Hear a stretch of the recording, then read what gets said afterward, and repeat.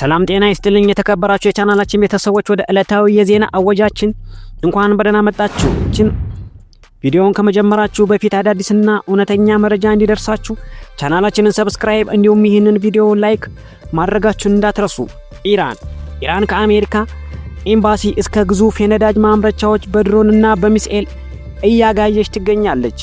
ዛሬ ላይ ይበልጥ ትኩሳት ሆኖ የቀጠለው እየወጡ ያሉ መረጃዎችና እየተሰጡ ያሉ አንዳንድ መግለጫዎች ናቸው። እስራኤል ኢራን መጥፋት አለባት፣ እሷ የዓለም ስጋት ናት በማለት ዓለም ሁኔታውን በደንብ እንዲረዳት አንድ ኢራናዊ የ10 ሰሜን ኮሪያዊ ያክል ነው በማለት ስትገልጽ በአንድ ኒውክሌር ማጥፋት እንችላለን ሲሉ የነበሩትን የኪም ጆን ኡን ሀገር ዜጎች የሆኑትን ሰሜን ኮሪያዎችን እንደማነጻጸሪያነት ማንሳቷ በእጅጉኑ ግርታን ፈጥሯል። ኢራን በበኩሏ እኛ እስካሁን እየተጠቀምን ያለነው ገና ያረጁ የጦር መሳሪያዎችን ነው፣ አዳዲስና ዘመናዊ መሳሪያዎችን መጠቀም አልጀመርንም፣ እናም ያኔ እርምጃችን ከባድ ነው በማለት ዛሬ መግለጫ ሰጥታለች። በዛሬው ዕለት ኢራን የአሜሪካን ሲአይኤን ማውደሟ ይታወቃል።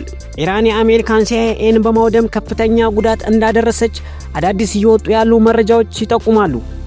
ኢራን በምታደርሰው ጥቃት የተነሳ ከተለያዩ የአረብ አገራት በተለይም ከሊባኖስ ብዙ ሰዎች ወደ ሶሪያ እየተሰደዱ ይገኛሉ። ጦርነቱ በአሜሪካና እስራኤል አማካኝነት ኢራንን በመምታት ቢጀመርም ኢራን ግን ከ8 በላይ ሀገሮች ብቻዋን በመደብደብ አሁን ላይ ከ14 በላይ ሀገሮች ጦርነቱን እየተሳተፉ ይገኛሉ።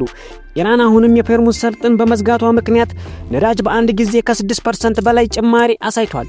እናም ኢራን ይህንን ትዕዛዜን ችላ ብሎ ይህን ቦታ ለማለፍ የሚመጣ መርከብ ካለ በቀጥታ አወድመዋለሁ ስትል ከባድ ማስጠንቀቂያ ሰጥታለች።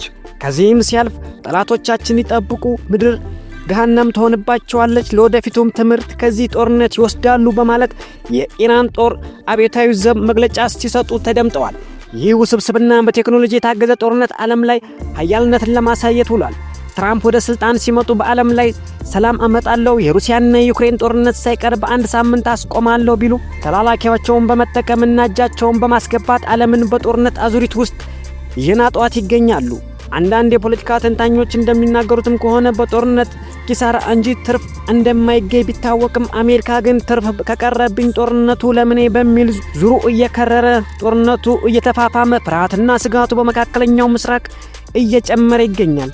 ለአሜሪካና እስራኤል ይበልጥ ፍርሃት የሆነው የአያቶላ ሀሚኒ ልጅ ሞቷል ቢባልም አሁን ላይ ግን አለመሞቱ መሰማቱ ነው። ይህም ለነሱ ፍርሃት የሆነበት ዋነኛ ምክንያት የአያቶላ ሀሚኒ ልጅ ከአባቱም በላይ እጅግ ደፋርና አደገኛ ቆራጥ ውሳኔ ሰጪ መሆኑ ሳይሆን እንዳልቀረ ይገመታል።